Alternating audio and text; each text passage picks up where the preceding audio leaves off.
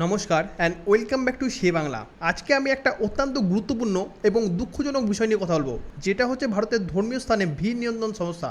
সম্প্রতি হরিদ্বারের মনসা দেবী মন্দিরের মধ্যে ঘটে যাওয়া একটা মর্মান্তিক ঘটনা। এই ধরনের ঘটনা আমাদের দেশে বারবারই ঘটছে এবং প্রতিবারই আমাদের মনে প্রশ্ন জাগছে, কেন এমন হচ্ছে, এটাকে কীভাবে প্রতিরোধ করা যায়। আজকে আমি আপনাদেরকে সহজ করে বলবো যে মনসা দেবী মন্দিরের মধ্যে ঠিক কী এমন ঘটেছে এবং এগুলোকে আমরা কীভাবে প্রতিরোধ করতে পারি, এই সব কিছু আমি আলোচনা করবো এই ভিডিওর মাধ্যমে। তাহলে চলুন শুরু করা যাক। ঘটনাটি ঘটে গতকাল 27শে জুলাই রবিবার সকাল 9টার দিকে হরিদ্বারের মনসা দেবী মন্দিরের মধ্যে একটা ভয়াবহ ভিড়ের ঘটনা ঘটে। এই মন্দিরটি শিবালিক পর্বতের মধ্যে অবস্থিত এবং এটি দেবী মনসার উপাসনার জন্য বিখ্যাত। দেবী মনসা হচ্ছে শক্তির একটা রূপ এবং এই মন্দিরটি 51টি শক্তিপীঠের মধ্যে একটি।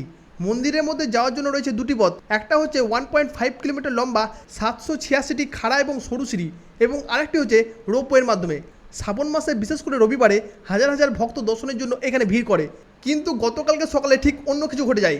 হঠাৎ করে একটা গুজব ছড়িয়ে পড়ে যে সিঁড়ির কাছে একটা বিদ্যুৎপৃষ্ট ধাতব খুঁটি পড়ে আছে, আর এই গুজবের কারণের জন্য ভক্তরা আতঙ্কিত হয়ে যায় এবং পিছন দিকে ছুটতে শুরু করে। আর সেখানে সরু সিঁড়ি এবং তাড়াহুড়োর জন্য অনেকেই পদপিষ্ট হয়ে যায়, যার ফলে 7 জনের মৃত্যু হয় এবং 34 জন গুরুতরভাবে আহত হয়। উত্তরাখণ্ডের পাওয়ার কর্পোরেশনের পরে জানায় যে সেখানে কোনো ধরনের বিদ্যুৎপৃষ্ট ঘটনা ঘটেনি, আর এটা ছিল সম্পূর্ণ একটা গুজব। কিন্তু এখানে প্রশ্ন হচ্ছে যে কেন এরকম ঘটনা ঘটছে, এর পেছনে কারণটা কী আছে। অত্যাধিক জনসংখ্যার ঘনত্ব। ভারতের জনসংখ্যা হচ্ছে 140 কোটিরও বেশি এবং যে কোনো ধর্মীয় স্থানের মধ্যে ভক্তদের ভিড় একটা সাধারণ ব্যাপার। বিশেষ করে শ্রাবণ মাসে এই মনসা দেবী মন্দিরের মধ্যে প্রতিদিন প্রায় হাজার হাজার ভক্ত আসে। দ্বিতীয় কারণ হচ্ছে অবকাঠামোর ত্রুটি। মনসা দেবী মন্দিরের সিঁড়ি খুবই সরু এবং প্রবেশ ও প্রস্থানের জন্য একটাই পথ ব্যবহৃত হয়, আর এটাই কিন্তু ভিড়ের সময় একটা বাধা সৃষ্টি করে। তৃতীয় কারণ হচ্ছে প্রশাসনের অপর্যাপ্ত প্রস্তুতি। কারণ ঘটনার সময় সেখানে পর্যাপ্ত পরিমাণে পুলিশ ছিল না, সেখানে কোনো ধরনের সিসিটিভি, ক্রাউড সেন্সার বা কোনো ধরনের ঘোষণা ব্যবস্থা ছিল না, যার ফলে এই গুজবটা তাদের ছড়িয়ে পড়ে এবং সেটাকে নিয়ন্ত্রণ করা যায়নি। চতুর্থ কারণ হচ্ছে গুজব এবং মানসিক আতঙ্ক।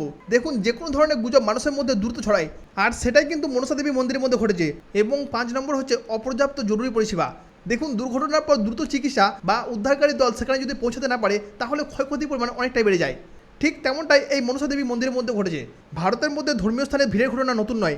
জাতীয় বিপর্যয় ব্যবস্থাপনা কর্তৃপক্ষ এনডিএমএ অনুযায়ী 2001 থেকে 2014 সালের মধ্যে ভারতে 3216টি ভিড়ের ঘটনায় প্রায় 2421 জন মানুষের মৃত্যু হয়েছে, যার মধ্যে প্রায় 79% শুধুমাত্র ধর্মীয় সমাবেশে।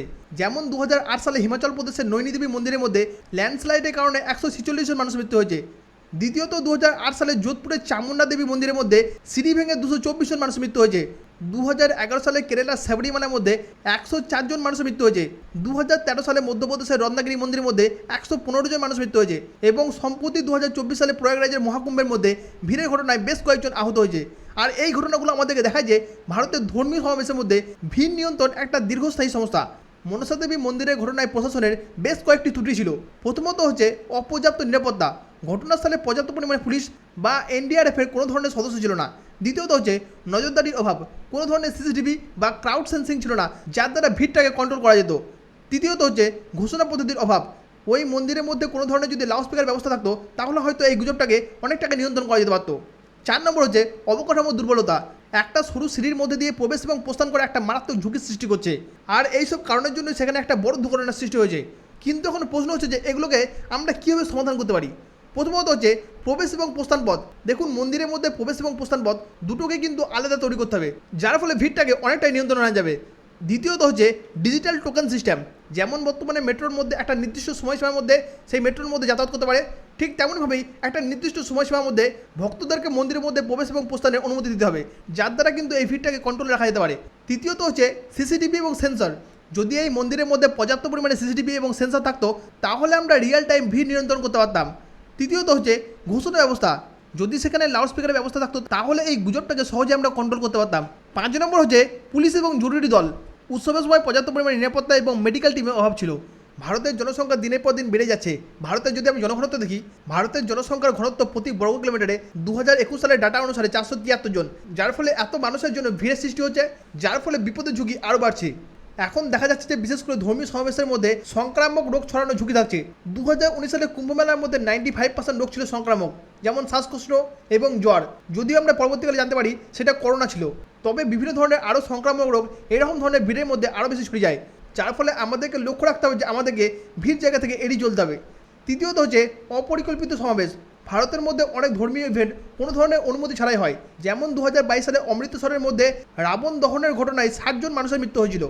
তবে এনডিএম এর ভিড় নিয়ন্ত্রণ নির্দেশনা থাকলেও স্থানীয় প্রশাসন সেগুলোকে বাস্তবায়ন করে না।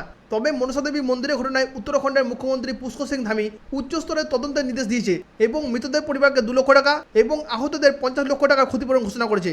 তবে আহতদের হরিদ্বার জেলা হাসপাতাল এবং এমস ঋষিকেশের মধ্যে চিকিৎসা দেওয়া হচ্ছে। এছাড়াও মন্দিরের কাছে জরুরি মেডিকেল ক্যাম্প স্থাপন করা হয়েছে এবং রোপওয়েকে বন্ধ রাখা হয়েছে।